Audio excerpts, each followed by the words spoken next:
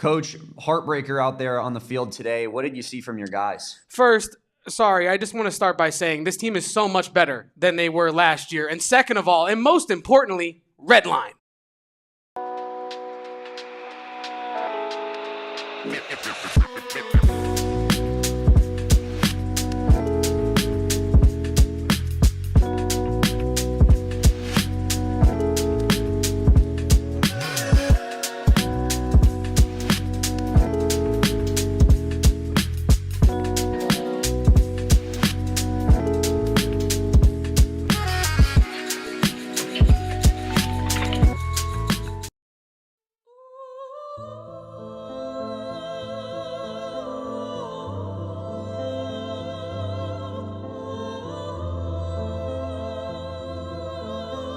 Welcome on in, everybody, to the AZ Wildcats podcast, live from Studio K, presented by our friends at Circle K.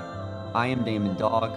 He is Kevo Posts. We are the AZ Wildcats pod, and we are officially sad boys, I think, for the rest of the season now, Kevin, because that's what it feels like right now. It feels pretty doomsday in Cats land. And when we did our preview with Justin Spears, Kevin, going into the matchup against Houston, this is pretty much how I envisioned it going. I hate to be like Damon was right, but hashtag where Damon was right.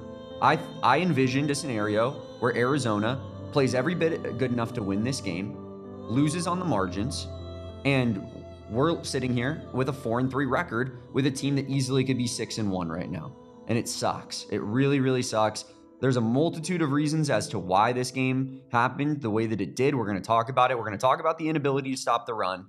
We're going to talk about the refs. We're going to talk about the announcers. We're going to talk about all of it on this post-game show. We appreciate everybody for being here already in the chat. Please like this video, subscribe to the channel if you haven't done so already. But Kevin, that was an absolute heartbreaker. How are you feeling after that one? I said it in my show tweet, and I'll repeat it here. This was another winnable game and another Arizona loss. I think that's the most blunt way to put it. I think that this is a situation where Arizona has found itself multiple times this season. Notably against BYU and now Houston, where you seem to be the team that deserves to win this game, and you snatch a loss from the jaws of victory. And I don't know. I would love to come on here and say I'm surprised by this result. However, when you're in the position tied and Houston has the ball, I think we all knew where this one was going.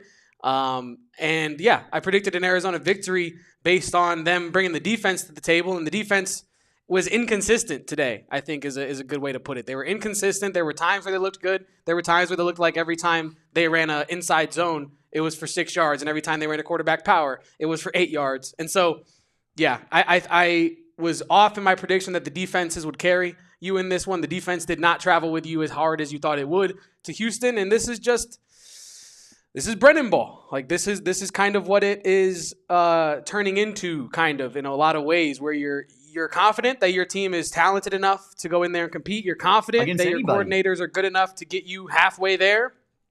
But you can't finish the job, right? And that's kind of where I'm at right now with Brent Brennan and this style of football, where for most of this game, I felt like Arizona should be up by more than they were. And then you lose the lead all completely. And now we're talking about a 3-point loss. And this is Brennan ball right now. You and Totri have been talking to each other all year about what is the Brent Brennan special, right? What is Brent Brennan's ceiling? What is success look like under Brent Brennan? And I know that you've said if everything goes right for Brent Brennan, you're still probably mediocre. I don't know if I would go that far, because I think if everything goes right for this year's team, you're 6-1, and I think that's far above mediocre. But I get your point, and I think he's giving you every reason to say something like that so far. But Arizona loses this one by 3. In a game where no Fifita has less incompletions than points that you lose by. And that's not a situation where if you told me no Fifita had 2 incompletions, I'm like, how much did we win by? You know what I mean? Very, very unfortunate, this loss. Unfortunately, not surprising, though, to lose by 3 in a game where you probably should have won by a touchdown or more. Yeah, I mean, it's a little bit weird. I feel like I don't necessarily, as much as the BYU game where you have a 10-point lead with 7 minutes left and you're dominating the whole time. Obviously, Arizona came out hot. Houston had the most dominant stretch of the game by far, that kind of middle 8, right, where they put up 21 straight unanswered points, and that's what lost you the game. I think Houston earned the W. Houston is just head of steam, QB powering straight into a line over and over again, and it's working. Like that system was working. So, I want to give credit to Houston. They're a decent squad. I think Arizona and Houston are very comparable, Kevin. Obviously, you look at the game today. It goes down to the last play of the game. And I knew that going into this one. I felt like this was very winnable, but also very losable. And so, yeah, I mean, it's really unfortunate because you needed this W. You needed this W to probably have anything more than a 6-win season. And now I think you're looking at the new math that needs to be done on Arizona's schedule, and you're like, cool, we're in a fight for a bowl game all of a sudden. We are. You look at the next game, and I tweeted it already. Spoiler alert on my next score prediction for Arizona's next game, because we do have a bye week, and then we will play Colorado the week after that. Colorado's going to win that game because Brent Brennan can't coach on the road, Kevin. He can't do it. It's very clear. We have the sample size now. He's 1-6 at Arizona on the road. He's 0-2 this season. All of our wins are home wins. You look at his overall road record as a coach. It's abhorrent. It's abysmal, is what it is. Yeah, I mean, I'm finding it now. Kobe did the research. Of course, Kobe Thiel from Twitter streets did his research before the game. Brent Brennan 9-34, 8-29 at San Jose State, 1-5 before the game at Arizona. So he's actually 9-35 now in road games. To me, that's not winning football. That's not a winning formula. You're never going to have a season that's good, like truly good, if you can't win a road football game. And I appreciate this team's fight. They feel very locked in, Kevin. They seem like they're, like they lose that heartbreaker to BYU, and they didn't just come out here and lay an egg. They fought hard the whole game until the wire. But it's just, yeah, man, I don't know that we have the guy from a coaching standpoint that can get you to where you need to be in college football. Yeah, I mean, I said it all week leading up into this matchup that, like, I would give them the benefit of the doubt to bounce back in this one until they did not, until they showed me otherwise, and today they showed me otherwise, right? I really expected a more fight from not really the players, but I expected more fight specifically from, like, Brent Brennan, and in these situational moments where, like, you want to see your coach be on top of things, right? You want to see your coach, you want to look at your coach on the screen and feel confidence in that person and have it instilled back into you. I don't feel that way when you look at Brent Brennan on the TV screen. I feel that way when you see Danny Gonzalez. I feel that way when I see Seth Dagey in a lot of ways. They were not perfect either today. I think Seth Dagey showed a lot of improvement on the offensive side of the ball. I think the connection with Fifita was obviously better. He only has 2 incompletions. I'm going to say that more times, so get ready for that. Strap in. I'm going to talk about that a lot today. But like Brent Brennan, I feel like, to your point, when he goes on the road, when he's not away, like when he's away from Tucson, when he's away from home, something is amiss, right? And until you figure that out, like you said, half of your games every year are road games. Every year. That's never going to change. You're never going to have a year where you play all 12 at home. And so to your point. Or like 5 or whatever, but it's about half, yeah. Yeah, and it just feels like under Brent Brennan there is a glass ceiling, so to speak, where it looks like, kind of like this year, where it looks like the ceiling is a lot higher, and then you play Iowa State and you're nose to nose with the ceiling, and you had no idea how close you really were to it. You play BYU and your neck is scrunched up against the ceiling. You're not going any higher than that. And that's unfortunate, right? Because I said it to you during the game. This is another game where Brent Brennan's team feels like, and I'm not taking anything away from Houston because I am an Arizona guy, and they did win this game, so they were the better team today. But what I'm trying to say is for most of these games, it feels like Arizona is the more talented team a lot of the time. Yeah. It feels like Arizona has the better quarterback a lot of the time. It feels like Arizona has the better defense a lot of the time. And you're losing a lot of those games. And that's kind of where the math is incongruent in a lot of ways there. People are asking the question on Twitter that I will ask to you right now, like, can you do what Arizona fans want to do under Brent Brennan? Is this just a phase, Mom? Or is it not a phase, Mom? Like, is Brent Brennan able to figure out what is plaguing him on the road, or is this going to be a continuation going forward this season? Because like you said, Damon, road at Colorado, home against Kansas, road at Cincinnati. That's not an easy game at all. No. Home against Baylor, and then on the road against ASU. So you have 3 more road games against 3 talented rosters. Yes. Do you think you can get one of those 3 road victories the rest of the way? Man, against Cincinnati and ASU, I don't see any world, frankly.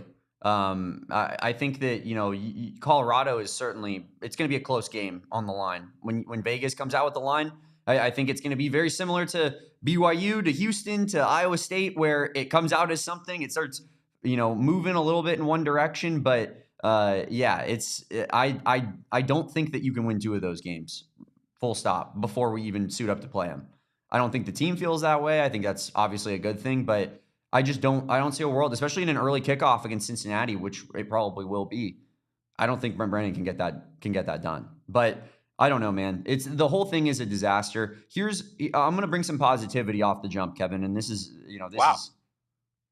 not, Damon Dog special right here. So that's why I'm going to try to I got 2 things for you, Arizona fans, and this is what we can hang our Brandon Bills hat on and feel good about, life moving forward. Number 1, Arizona basketball starts today. Kevin and I are doing a post-game show for St. Mary's versus Arizona exhibition. Our sweet, beautiful baby boys are back. Yes. And they make us feel like winners, and we appreciate them for doing that. So we're going to be doing our post-game show for that. So get excited for that, Arizona fans. And the other thing is, ASU's season ends today. Woo! 3 losses. The aforementioned back-to-back Big 12 titles dying before it even gets a chance to about halfway through the season. I mean, that is just special, Kevin. And that's what we live for. So there you have it, U of A fans. 2 things you can hang your hat on. ASU's dream football season is done today in a mere matter of moments, and Arizona basketball is back. Life ain't that bad, Kevin. We'll be all right. This is Brennan Ball talking basketball on October 18th. This is where we're at with right now with Brent Brennan in Arizona football. We are talking basketball, and I would love nothing more than that, Damon. But we are going to do, like you said, a whole post game about Arizona basketball coming up later. So I think after this first break here on the AZ Wildcats podcast, we're going to talk by the numbers. We're going to talk our MVP of the game. Spoiler alert. No, Fifita only had 2 incompletions. I wonder who it is. We're going to talk awards trackers, and we're also going to put some people in the doghouse. So don't go anywhere. It's the AZ Wildcats podcast. Leave a like, drink your water, don't go anywhere. I told you not to go anywhere twice during that transition there. But if you were to go anywhere, you know where I'm going here.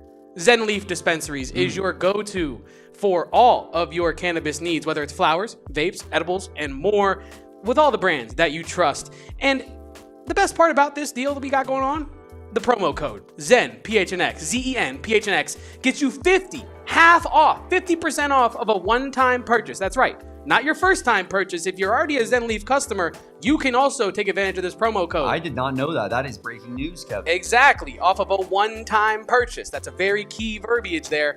Don't forget, this is a limited time promo, so head over to Zen Leaf Dispensaries, use code ZEN PHNX for 50% off when you load up on all your favorite flowers, edibles, vapes, and more. Zen Leaf, great weed, great service every single time. Yeah, love our friends over at Zen Leaf, and that promo code is baller. But I gotta tell you guys, I am Mr. Branded Bills for a reason, and it is because they are the most comfortable hats in the entire game. The campus collection, Kevin, is pristine. It's beautiful. They have the best college hats out there in the business. They keep adding more and more schools. I know we don't really care about that as much here, being an Arizona podcast. Like, the only people that want to buy hats that are listening to this right now want to buy Arizona hats. But they just keep going bigger and bigger and bigger, Kevin. They're making partnerships with all these schools nationwide. Branded Bills, a company that is, based out of Arizona, is become an absolute nationwide like trend. It's really awesome to see. Everywhere we go, we see Brandon Bills stuff. When we go to like work trips, when I'm in New Orleans for the Super Bowl, I'm seeing the BB logo, Kevin, right here etched into the side of a guy's hat. Just unbelievable stuff. We love to see our friends at Brandon Bills grow like that, and it is for good reason. They're cheap, they're quality, they feel so comfortable on your head. All of the above, like, you got to check it out if you haven't done so already. So whether you're a snapback guy, a trucker guy, a fitted guy, even a beanie guy, even a t-shirt guy, Brandon Bills has the ultimate custom apparel, as well as the ultimate Arizona Wildcats apparel. So go check out their website right now, brandonbills.com. Use promo code BBPHNX and get 15% off your first order. The only BB we support around here is Branded Bills. That's a fact, and I'll let you interpolate the rest of that. But let's talk numbers from this one, Damon. We have our By the Numbers presented by Desert Financial Credit Union for this matchup. Houston takes it 31-28 on a game-winning field goal. And if you ask Eric Collins, we should check his heart rate because he might have had a heart attack celebrating that one. 269 passing yards for Noah Fifita and this offense to 164. Houston really struggled to pass it with any consistency in this one. Rushing-wise... Weigman can't throw. Correct. Rushing-wise, Arizona gets out-rushed 112-232 total yards there. You see it on your screens. Turnovers, no turnovers in this one, Damon. 0-0. Arizona does not win the turnover battle, which you could argue would have been massive just to have one extra possession in this one. Penalties, 7 for 80 yards for Arizona. 4 for 39 for Houston. Damon, what stands out to you about this one? I mean, the penalties, when you look at it right there, and it's a weird discussion to have about the penalties, Kevin, because I think that, from watching the game, I think Arizona got screwed. And that's not like being penalized like that is the sign of a poorly coached team. Like, full stop. Every time that you're like undisciplined, it's because it's a trickle down from your coach, all the staff, everything, right? But some of these calls, probably about half of those calls, Kevin, were flat out egregious calls. Like for example, the defensive pass interference on, I believe it was Aiden Garnes, correct? Yeah, I believe so. I mean, he gets full scale grabbed by his shoulder pads and thrown 5 yards so that the receiver can make a cut back on the ball. And the ref, who's 10 feet away from it, Kevin, throws a flag on Arizona. The most obvious offensive pass interference I've watched this season from an Arizona standpoint. And either team, Arizona or the opponent. And I tweeted it at somebody who was in my mentions after that play. Kevin, I think that's a genuinely fireable offense. I don't mean to be like exaggeratory, but if you're that close to that play and that's your call as the ref and you make that big of a gaffe, how do you expect to have your job and be calling another game next Saturday? I don't think that it should happen. Like, that was an atrocious call. And then there was the weak holding on Chubamai, which, he gets 2 holdings in 2 weeks now, both pretty pivotal penalties, even though Arizona was, I believe, still able to score on that drive. But just a lot of these flags, man, felt like home cooking to me. And not like it was a raucous environment at TDGEFQXY Stadium, but the least aura stadium name in the history of sports. But it's just like, dude, it felt very much like the refs, similar to last week, Kevin, just every big call went against the Cats. Yeah. No, I mean, I said it on that Aiden Garnes PI in the moment. Like, you and I both were like, you said it, yeah. You were like, no way. Yeah, you were like, oh, that's a great PI that we're about to get right there. And I was like, Damon, we've watched too much of this game, too many quarters. Watch it. It's about to be on Arizona somehow. Somehow it's going to be on Arizona. And sure enough, pass interference, defense, number 9, 15-yard penalty, first down. And it's one of those things where, like, I hate being the podcast that's complaining about referees after a loss. And that's why we started off segment 1. We can't stop the run. Houston earned this game. Absolutely. All of the above. Willie Fritz outcoached Brent Brennan. Like, all of this can be true. But 2 weeks in a row now, the Big 12 has screwed Arizona, potentially out of a W. 2 weeks in a row. And it's pretty unacceptable, man. It's like, dude, this is a team that is, like I said, maybe going to be struggling to make a bowl game down the stretch. How much that is the case is up in the air, right? There's a lot of football left to play. You got to win 2 more games against 5 pretty good teams. Yeah. Right? But, like, I just, it's unbelievable. It's unbelievable. Big 12 refs 2 weeks in a row have been pretty much the deciding factor in the game, like the difference. Because BYU and Arizona were very evenly matched. Arizona and Houston, obviously very evenly matched. You know what the big difference was? One team was getting all the calls and one team wasn't. To the form of the illegal shift. Yeah.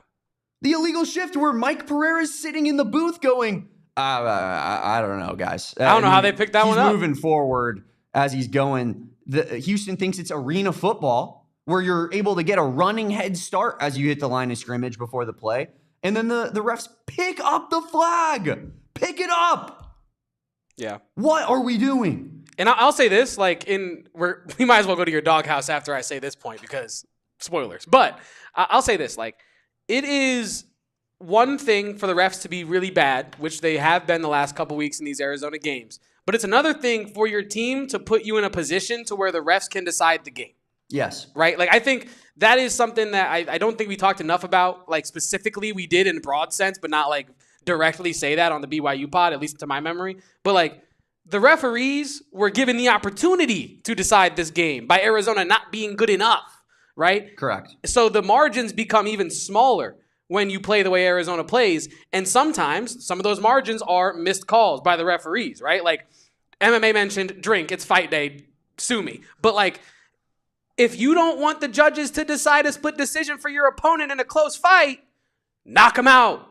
Don't let it go to the judges. Arizona was up in this game, Damon, had an opportunity to take full control of it and let Houston take control of it. Yeah. And once you forfeit that control, the refs can put you in a position to where you cannot come back in the game. And that's kind of where Arizona's at in these last two games where, yes, we're complaining about the refs. Yes, we're complaining about the missed calls on both sides, whatever. But we're focusing on it because the game was so close because Arizona didn't finish, didn't get there, didn't put it in a position where, oh, that's a useless call. Yeah, it's a bad call, but it doesn't matter in the grand scheme of things. Like, you're playing too close to let these calls be a part of it. Correct. And that's kind of where I'm at with it. Like, yeah, the refs suck, but we should never be in a position to where one or two calls really decides the game.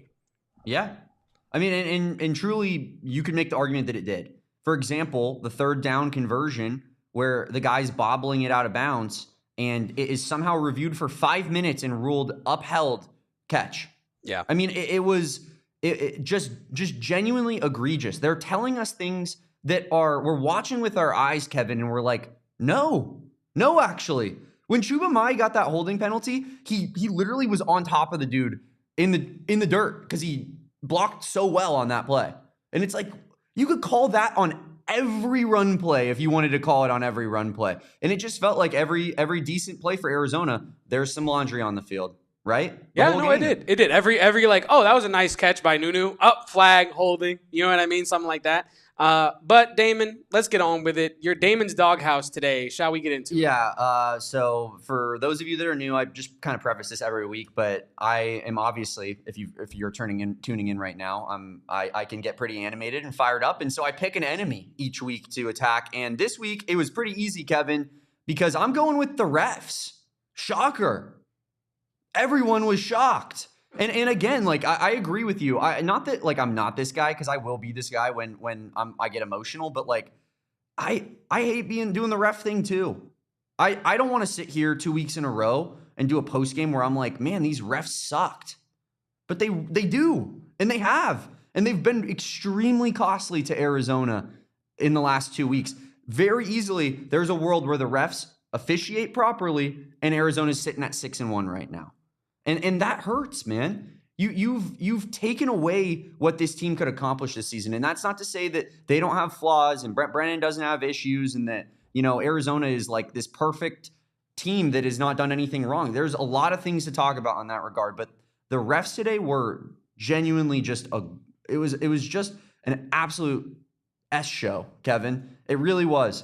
And it's like 2 weeks in a row, man. 2 weeks in a row. You think you moved to the Big 12? No more Pac-12 refs. We're all good. This is electric. Can't believe we're escaping this conference and their lousy officials. And then you join the Big 12, and it's just even worse potentially. So bad, dude. So bad. Hey, Damon. I know this is like your thing, like Damon's Doghouse. We got the alliteration. We have a cool graphic for it. Can I get in on this? Kevin's Cat House. Sure. There were two individuals today. We all heard them. It was unavoidable unless you muted your TV that we're announcing this game. And I'll say this much. Before I go into my doghouse or whatever, I like Eric Collins. I think Eric Collins is super entertaining and very good at his job, especially considering I believe he's more of a basketball guy, right? But he's calling football in this offseason, right? So not trying to, poo-poo him too crazy, but today, what a stinker from these two Houston fans. Oh, yeah. Eric Collins and Spencer Tillman. I mean, we're getting audible cheering for Houston throughout this entire game, Damon. I'm talking every quarter. I'm talking missed field goal for the Cougars. Uh-oh. We got a missed field goal, guys. Oh. I think my money line is in danger. We're talking flag for the illegal shift. Before the game-winning field goal. We're talking batted ball by Houston from Noah Fifita, one of his 2 incompletions. Oh, that's nice. Nice. We're talking Arizona gets stuffed on I believe like an outside like funnel screen to Nunu or something. And Spencer Tillman is like, there you go. That's how you stop that run right there. That's how you do that. I'm like, Arizona scores, Kevin, and he goes, they're using a little bit of Houston's own medicine against them when Kedrick Ricino just ran the ball up the middle for a simple like power play. Our guy Cohen hopped in my replies. Did he get it? Ricino was like 5 yards over the first down marker. Yeah. It was a really disappointing showing from the announcers who, like I said with Eric Collins, usually is not bad. Like is not someone I'm like, oh, Eric Collins, here we go. He's an excitable guy. But today it was like he only got excited for Weigman and the Cougars. Yeah. Like Noah Fifita had he had 2 incompletions and we can't hype him up. We're calling him Kyler Murray because that's the laziest analysis that you can possibly have. Short quarterback, can run the ball a little bit, can make guys miss. I guess he's Kyler Murray. He's short. And he has a good arm. It's crazy. It is crazy. But yeah, our guy Roberto in the chat says that our doghouse should be the defense. Damon, how do you feel about that one? Yeah, I mean, I think that's entirely fair. And as much as, we've been hyping up Danny Gonzalez and talking about this defense, they were on the field. The reason that you lost the game today was the defensive output. So I completely understand it. Here's why I didn't put the defense in the doghouse, because the defense has been this team's saving grace all season long.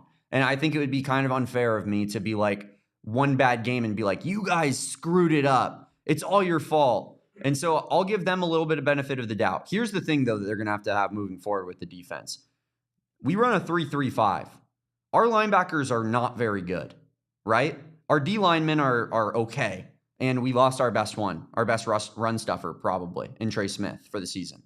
You need to just like it needs to look better than that. And if I'm any coach that's going against this team the rest of the year, I'm watching tape and I'm going, we're just going to run our quarterback straight up the middle 20 times. BYU laid the blueprint. They did.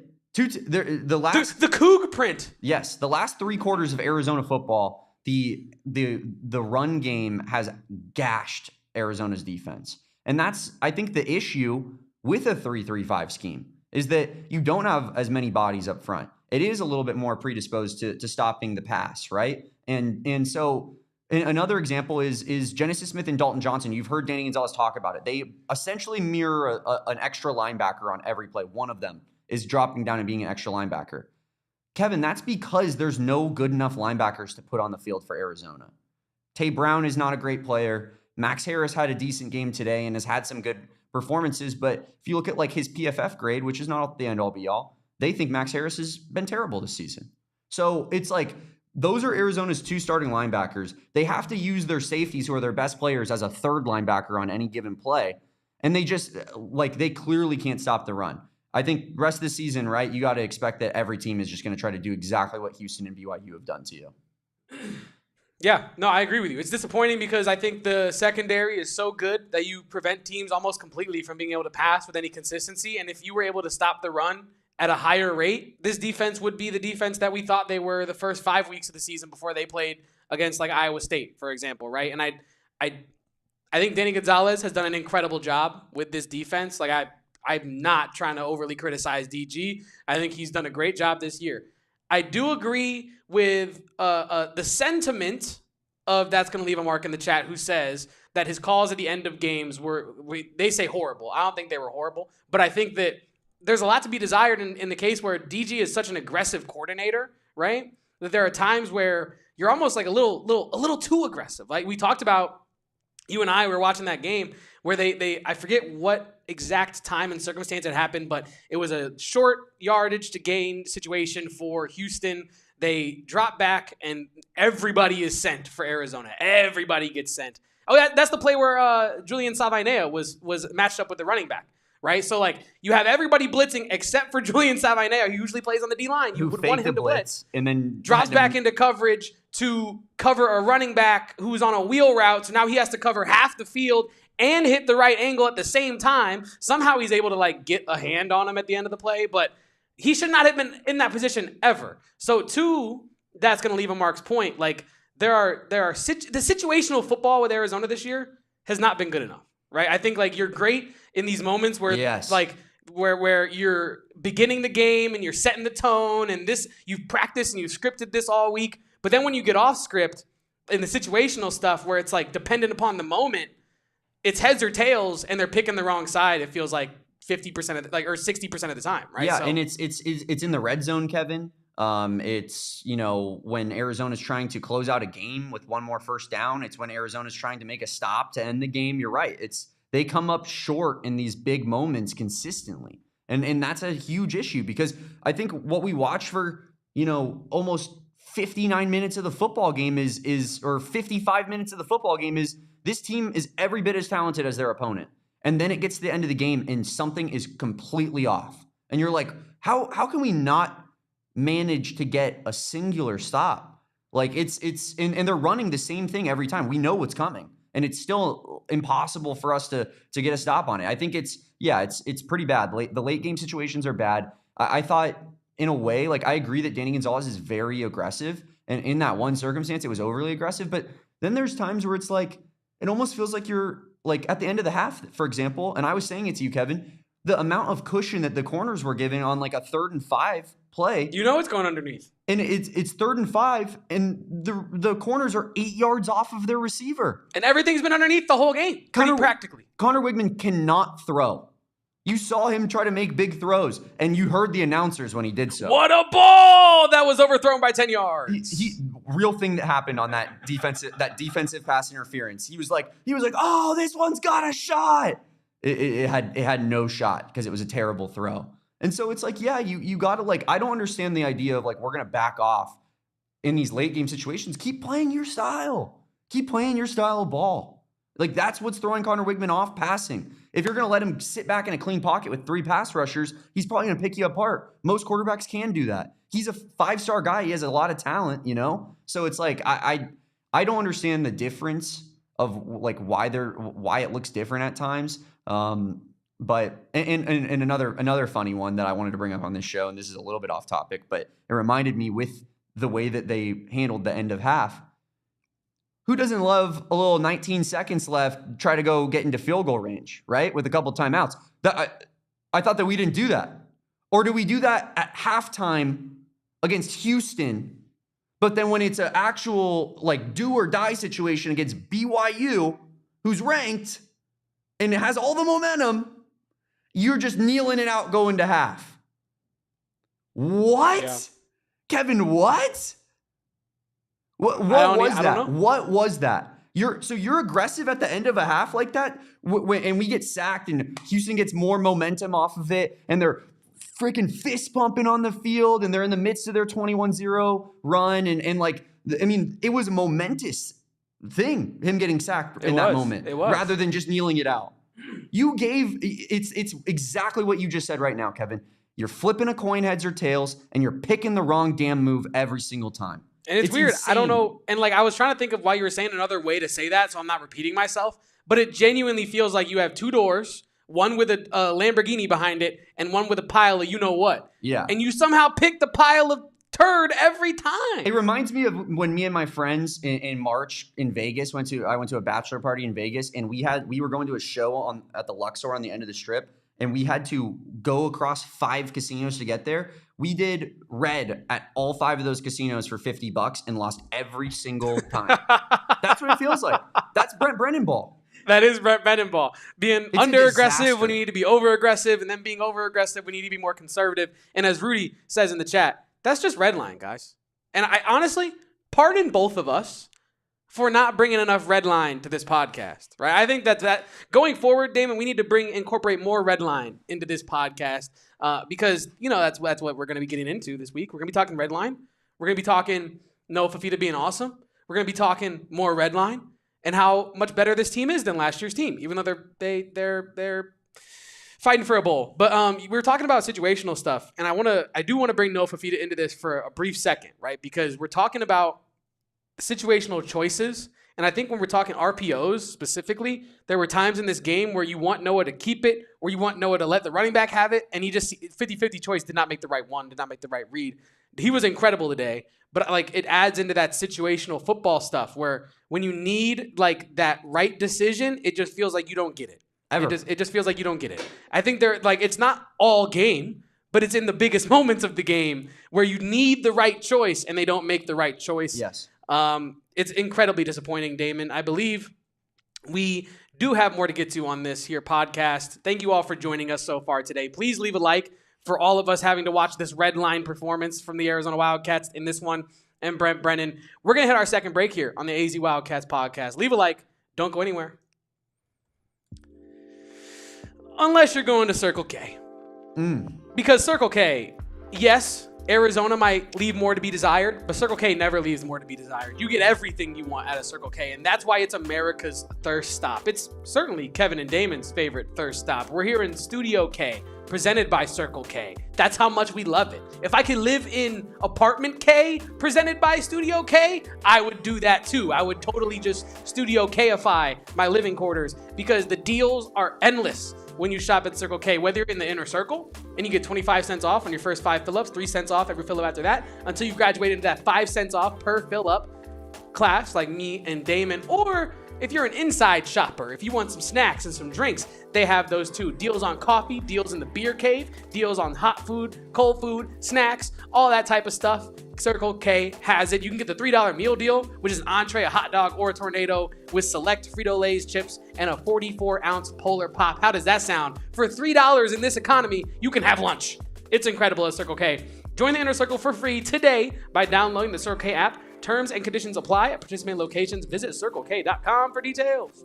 Visit CircleK.com for details. And Kevin, I'm going to be making a stop there at the end of this show. Well, I guess we got another show to do as well, but I'm going to need some alcohol in my system, my guy. Yeah. And the only people that I'm doing it with are my beautiful friends at Three Amigos Tequila. Hey, Kevin. Hey, Damon. Ring, brother. Ring. We love our friends at Three Amigos. Guys, Three Amigos is not your average tequila brand. It's not some celebrity-driven, like total show, right? Like that's not what they do. This is farm to table in every sense of the word. They farm it themselves in Jalisco where tequila is made. They have the people, they pay all the people that go through the process of making the tequila, and then they bring it up here and they bottle it here in Phoenix, Arizona. It's an Arizona-based company, but like I said, they're family-owned here in the Valley, founded in 1939, but they are crafted in Mexico with 100% blue Weber agave. It's award-winning for a reason, smooth, bold, and made for moments that matter. What makes Three Amigos different? It's that they farm the tequila themselves, Kevin. Like I said, it's good stuff. It's organic. It's everything you want when you're trying to, figure out what's the best tequila to buy. You want something that is the real deal, and that's what Three Amigos Tequila is. So this season, tailgate, toast, and celebrate with the Valley's favorite tequila, Three Amigos, helping us get over this brutal loss, Kevin. Excuse me, we have a ball knower in the chat. That's going to leave a mark, dropping the Ramona's Reserve. Shout out to Three Amigos' grandmother, real life Ramona, who that is based off of. We got ball knowers in the chat. That's unbelievable. It is unbelievable. That's going to leave a mark. I mean, legend status. Guy's been in the chat for one day, and he's already just, making movies. He knows our playbook. Chat. Absolutely. I think, Kevin, you look at this game and you think about the Brennan stuff and just kind of like this decision making. I just saw Mike Luke's tweet, and he was like, it's exactly what we were just talking about. Funny enough. You 2 timeouts with 19 seconds against BYU, you take a knee. Gets criticized all week for it. Then with 10 seconds left in the half, same spot on the field, you're trying to make a play. It's like he's going, hey, Magic 8 Ball, should I go for it on 4th here? And it says, I don't see why not. And he goes, guess we're going for it. Like I'm at the point. It's not even a coin thing. No. He is. I think the Magic Conch or the 8 Ball or whatever it is making decisions for Brent Brennan at this point because it doesn't make any logical amount of sense. It really doesn't. Magic Conch, am I going bowling? No. No. Are we almost going to go bowling? No. Am I going to clap more? Yes. Or I don't see why not. And then also, of course, like, are we going to have a new coach next year? Absolutely not. That's the answer on that Magic 8 Ball question. But shall we hit our King of A Mountain in this one? Dave? Let's go ahead and do it. It's pretty obvious who this one's going to go to. It's Noah Fifita, who was unbelievable today, Kevin. And you tweeted it. It's damn true. He deserved so much better than what he got in terms of assistance from his team, assistance from his coaching staff, assistance from his defense. 24 of 26, Kevin. How many incompletions is that? 2 incompletions. 2 incompletions, 269 yards, 2 tutties. And he was just dropping dimes all day long. He looked great in the pocket, in my opinion, Kevin. He did. The way he was maneuvering the pocket, the way that he was able to sense the pressure and move out of it, like he was dialing it up on all fronts. And Noah Fifita played the type of game today. I've been saying it, like this defense is the caliber of defense so far before this game, was the caliber of defense that should be 6-0. Like that's what or 5-0 or whatever it was. And it was the offense that was holding you back. Noah Fifita went out there and played a game that you win 99% of the time that you play like that. And wasn't enough on a game like today.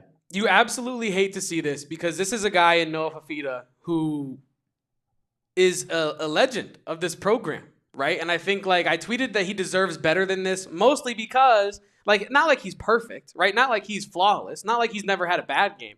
But when your quarterback plays to the level that we've been asking for and hoping for all season, and then he surpasses it in a game that you absolutely need on the road, it's pivotal, this one. And Noah Fifita gave it his all.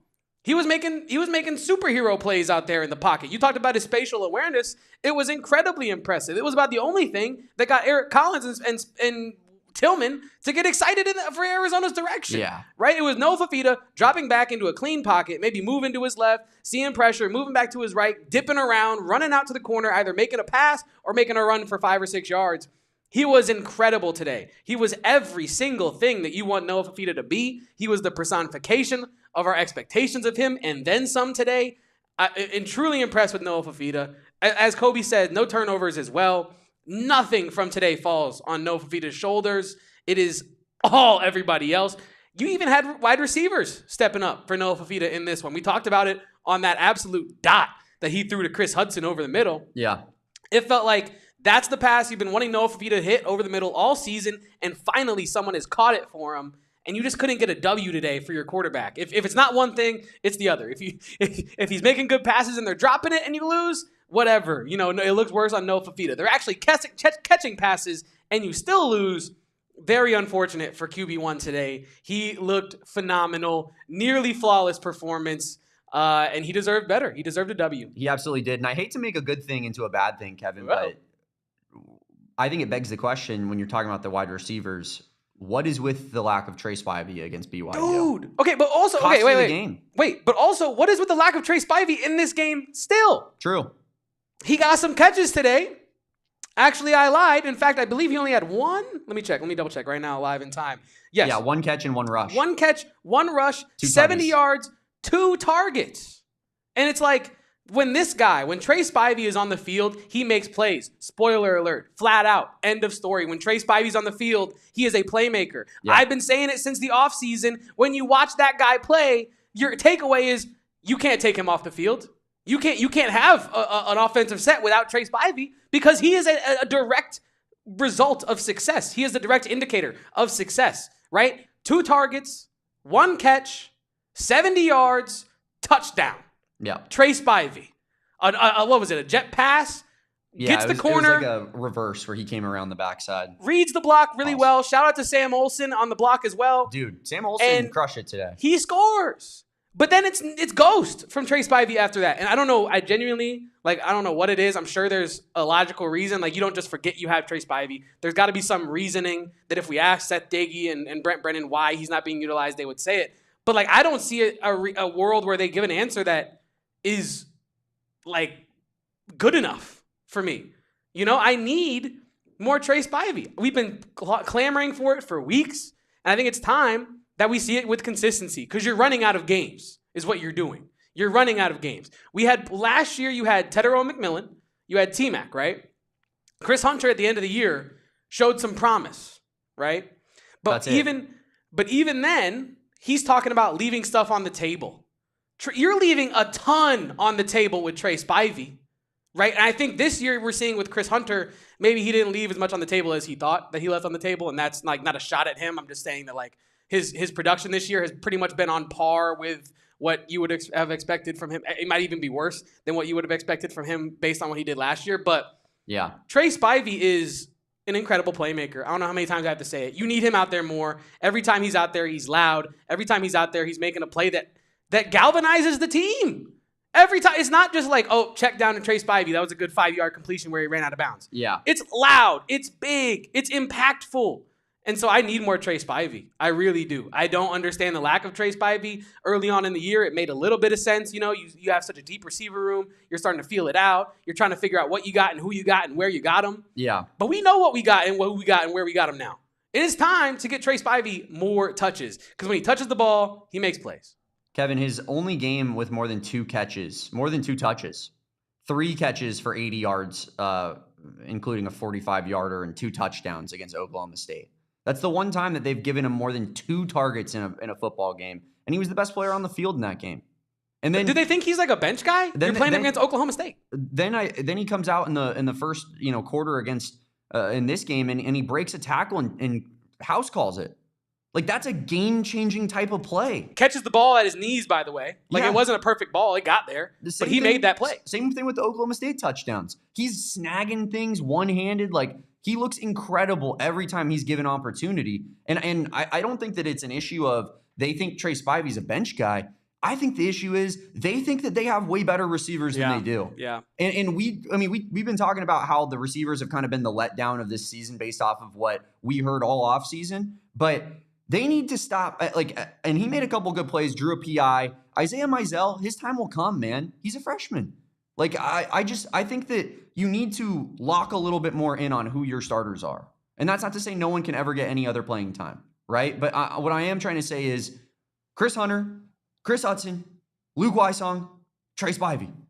It's simple. It's that simple. It's that simple. Nunu should be the gadget guy that you bring in as the 5th, as like the wild card, the change up. Right? In baseball terms, you're throwing heat all game, change up, Nunu Watley, right? Didn't see that coming out of the backfield, boom.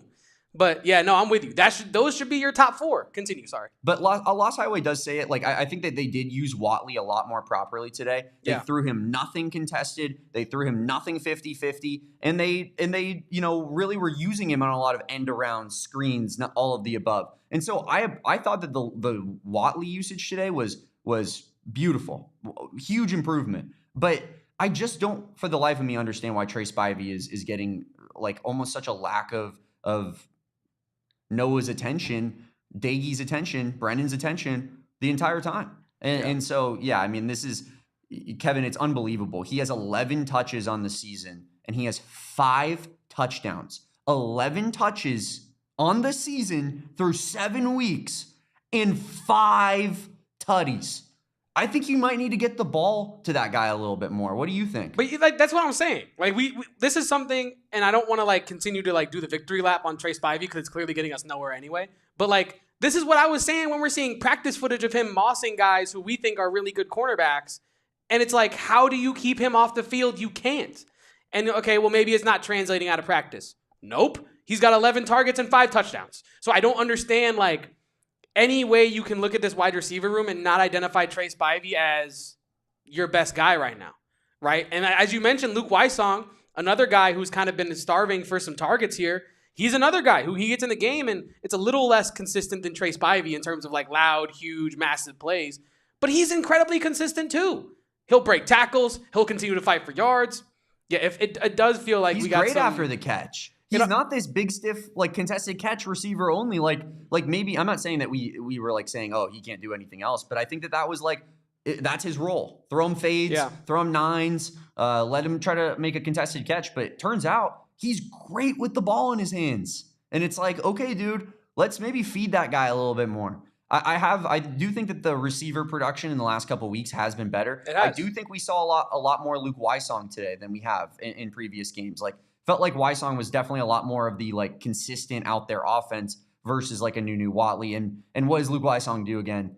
Catches everything that's thrown his way because he's been efficient all season long. Not Trey Spivey efficient, but really good. And it's like, yeah, I think that we need to just kind of condense this receiver rotation a little bit. Stop trying to play into this idea of like we have insane depth and our depth at skill positions is the reason that we're, going to win football games, because that's not been the case. The reason you'll win football games is Noah Fifita, this defense, even though I know that they screwed up today, and, just like putting the right guys out there on the field. And it just feels like there's a lot of mistakes happening on the coaching side of things. When you really truly break it down, Kevin, every complaint that we have essentially is a coaching thing.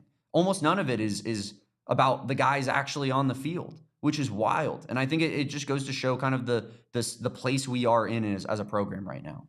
Yeah, it does feel like, and I said this earlier, like Arizona's the more talented team in a lot of these matchups so far this year. Early on in the non-con, obviously that goes without saying. But I think even in Big 12 play, you've been the more talented team probably in every game except for Iowa State.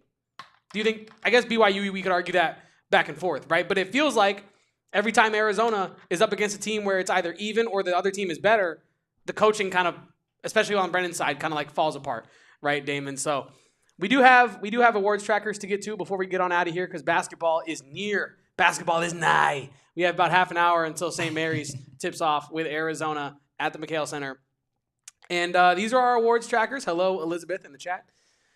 Noah Fifita, your MVP today. We already did our King of A Mountain, so you already knew that one was coming. Offensive player of the game, also Noah Fifita. Shout out to Max Harris, who really made some noise in this one. As Damon alluded to earlier, Max Harris has kind of been a guy who at the high analytics don't really like, but the eye test does like. So today, I think he mixed the eye test with the stats, and he was our defensive player of the game. Playing in the backfield, being disruptive, led the team in tackles and solo tackles. He even had a pass breakup and a quarterback hurry. So Max Harris was balling today. Transfer of the game. Trey MFN Spivey. The man makes plays. We just waxed poetic about Trey Spivey for about 5 minutes. Not going to go on for too long about that one, but you see the vision. You see the vision with Trey Spivey. Hopefully Seth Dagey and Brent Brennan do as well. Breakout player of the game, Cam Barmore, and it's time to give a shout out to our tight ends in this one, because we are very, very tough on Sam Olsen, because we're the only Sam Olsen podcast in America. We're the number one Sam Olsen podcast in America. Correct. But Cam Barmore is playing his butt off. Like he's really trying to make an impact on that offense, and today he did. Cam Barmore, 4 catches, 42 yards with a long of 19, averaging 10.5 per on 4 targets, so 4 for 4, catch rate of 100%. Very efficient, the most efficient you could possibly be for Cam Barmore today. And I was really impressed with him today. I was also impressed with Sam Olsen, who laid out that huge block on the Trey Spivey touchdown on the end around. He had 2 catches and 2 targets for 17 yards. I think that this is, when you lose a guy like Kean Burnett, who wasn't playing a huge amount of minutes anyway, for Arizona, but I think it adds to your versatility. And when he is healthy, you expect him to be a part of that rotation, right? You lose some of your depth. I think you lose some confidence in that room. But I think what Cam Barmore has been able to do and to help supplant some of that missing talent in that room has been huge. It should have been big today, and it should have probably got you a W. We do have some super chats here to get to, Damon. AZ Cats G. Yeah, let's hit our guy AZ Cats G, who sent in 2 off the top. Magic 8 Ball. Are we going to Redline? No. He also says, goodbye, gents. Just pulled up to McHale. Hell yeah. Love that for you. I would love to be in McHale right now, touching wood. And then also AZ Cats Dan with the super chat, $5. Thank you so much. I officially checked out of Brennan Ball. It's basketball season, baby. And you are not alone. I'm sure of that. I'm sure you're not alone.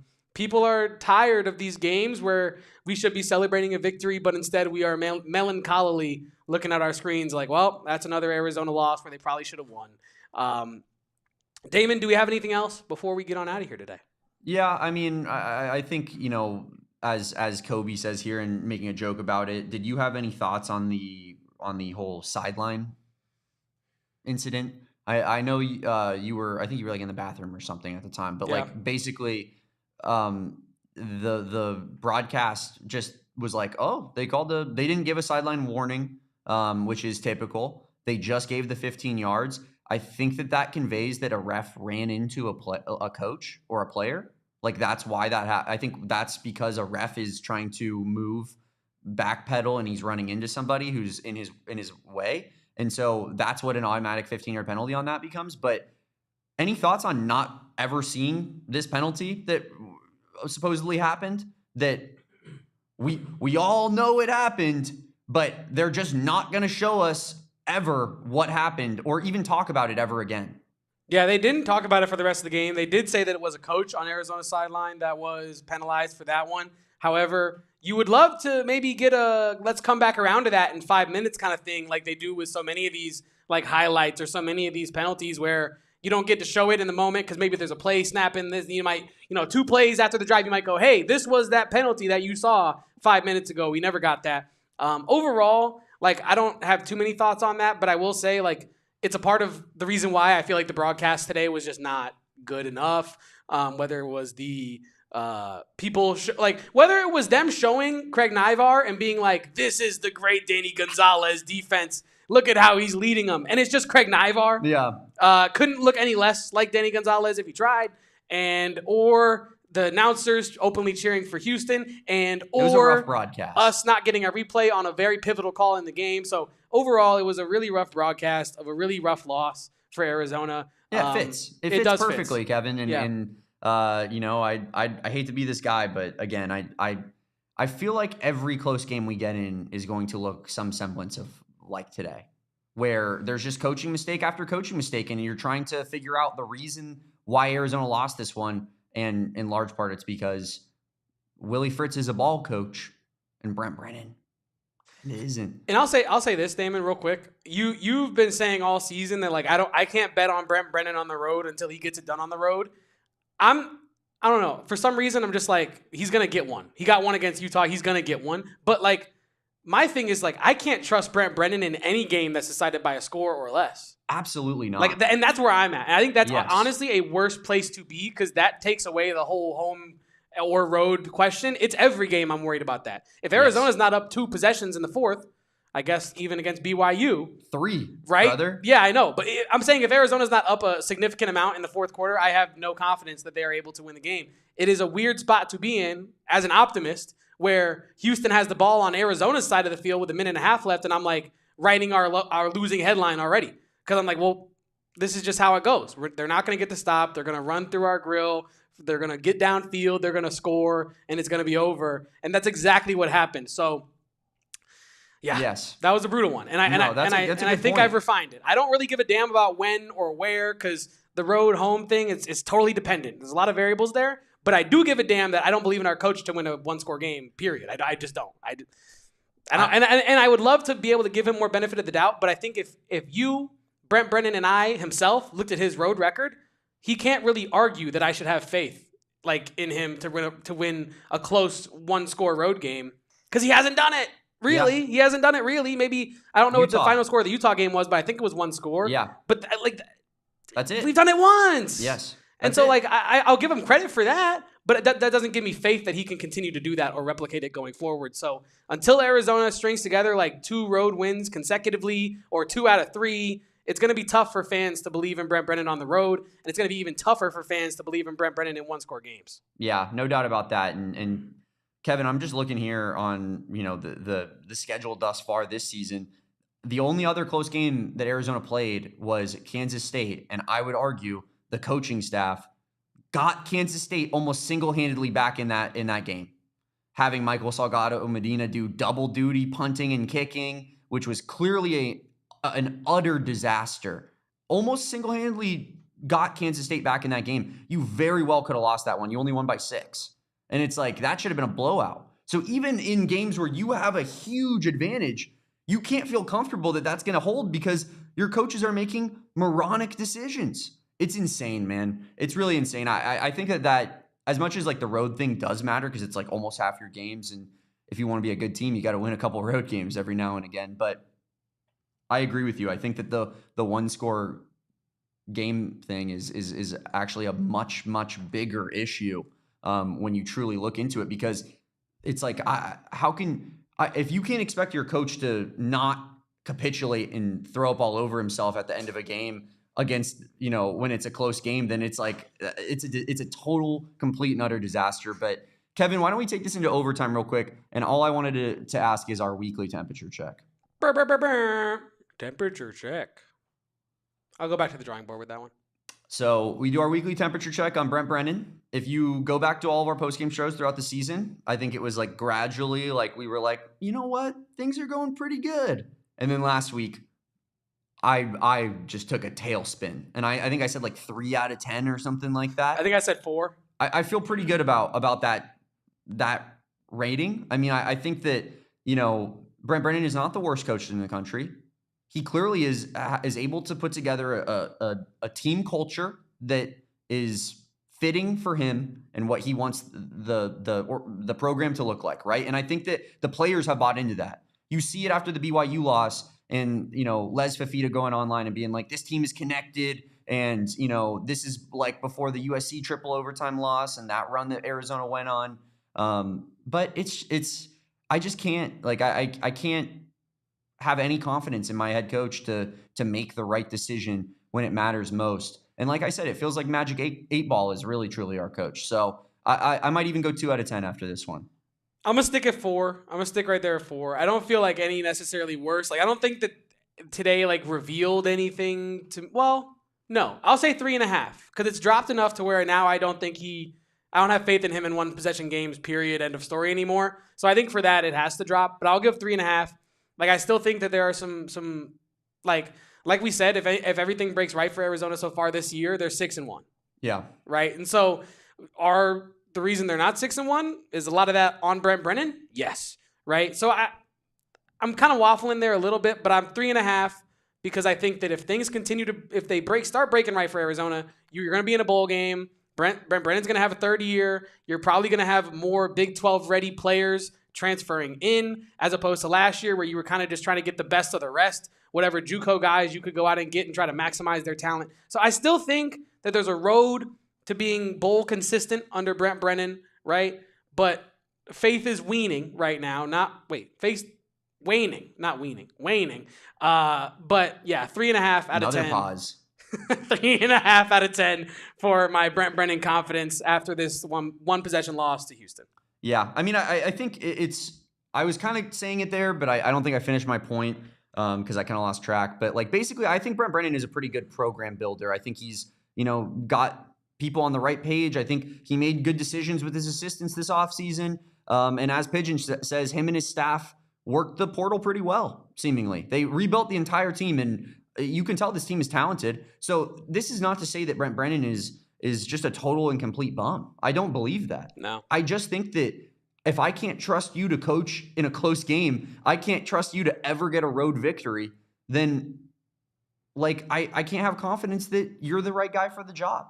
And so that's where I'm at with it, is just there are such stark flaws that it leads me to have a worse feeling about what the long term could look like. That's not to say that there are no positives. There are a lot of positives. And he's like, so like if you were to compare him to like Kevin Sumlin, it's night and day. Brent Brennan cares. He wants to win. He's trying. He's, like all of these things, right? And it's like he deserves credit for that. It's not like he's Makovic Sumlin level bad. But that being said, I think he might be too flawed to I like to say win big. I think that's obvious. I think he's too flawed to like win like 8-9 games with, in my opinion. Like, I don't think that that's possible. I don't think it's in the cards for an Arizona Brent Brennan coach team. I think every season is going to be 5, 6, 7 wins until we get a new coach. I'm just prepared for it. I'm not quite as definitive with that yet, but I can't tell you that you're wrong based on the sample size that he's given us so far, right? You know what I mean? I can't tell you that you're wrong. But I do think that, like I said, if you can get more talent in the door, if you can continue to build with Seth Dagey, continue to build with Danny Gonzalez, I do see a route to Arizona consistently having like 6 to 8 wins, being bowl eligible consistently under Brent Brennan. But like you said, like how high is the ceiling there truly? And as I mentioned earlier, it feels like there is like a glass ceiling with Brent Brennan as to where, like, do you believe, like, imagine a scenario where Brent Brennan is coaching like a first round CFP game at home, right? God forbid on the road. Then you turned off the PlayStation. No, literally. But you know what I mean? Like, I think like that is the ceiling as to where it's like, even if you get to that game, fans don't have faith that he can coach you to a win in that game. So I guess what is the point? Period. End of story. Because like, I think that he can get you bowling consistently, but there is a ceiling above that. And I think all programs in the Big 12 should, especially considering what ASU was able to do last year, I think you should want to be able to win the Big 12. You should want to be able to make some sort of Cinderella run particularly, right? And I don't think that is in the cards with Brent Brennan. I just don't. Kobe here says, well, and it's not a super difficult conference to be highly competitive in. 100%. The Big 12 is wide open, and there's no top dogs, really. I think Texas Tech is the top dog, obviously, right now, but they're not going to be able to spend money like they spent this offseason once the new collective bargaining thing gets figured out. So, like, that's kind of like they're almost going for it in their, like, 1-year window here at Texas Tech. I think 3-0 Arizona State in that one, by the way. Yeah. We'll get to our hate watch here in a second. Looks like Will Hammond is maybe not tossing the rock all that great right now. But, yeah, I mean, it's in the Big 12, you just, like, you're going to have to win close games, frankly, Kevin. That's part of it. You're in the Big 12. Every team is almost similar caliber. You're going to play a ton of close games. And if you can't trust your coach to win any of them, then I just think he's not the guy. But I hope he proves me wrong, man. I'm going to continue to say that all season long. This is not like I want to be right about my take type of situation. I want to be the wrongest of wrongs that anyone has ever been, Kevin. Like, I want this program to be successful more than almost anybody. And so it really just, it's super disheartening when you lose back-to-back games the way that you did, especially after you blew it last week. You know, the response here, I think you needed a W to keep this fan base engaged, and you didn't get it. And unfortunately, the next home game is going to be a disaster in the making. So is what it is. Another thing that is what it is our post-game show for the Arizona St. Mary's exhibition game that is going on in just a mere matter of moments here, Kevin. We got 20 minutes until opening tip of the Arizona basketball season. Kevin and I are not done yet. We're going to be sticking it out here at PHNX headquarters. We're going to watch this game, and then we're going to do a post-game show for some hoops action, and we're going to feel like winners again. Let's go. Hopefully.